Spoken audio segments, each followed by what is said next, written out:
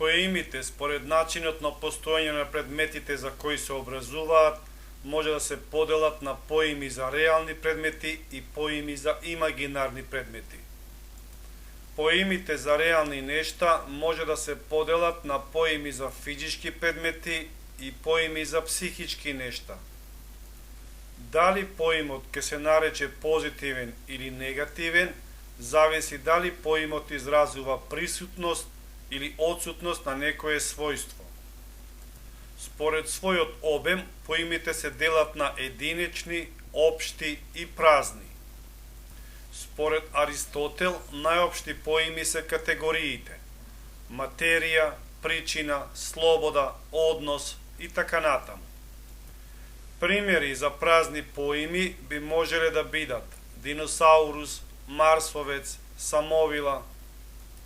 Единечните поими во својот обем опфаќаат само еден ентитет. Класа представува целокупност на нештата поврзани според некој општ белег.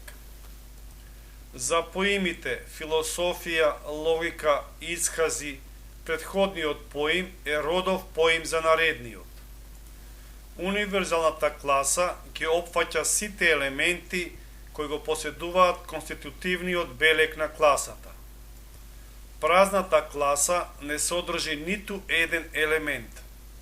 Според содржината, поимите може да се поделат на конкретни, каде има побогата содржина повеќе својства, и апстрактни, со посиромашна содржина. Апстрактните поими се формирани врз основа на едно својство, например, добро, хуманост, однос. Поимот е јасен ако се знае неговиот обем.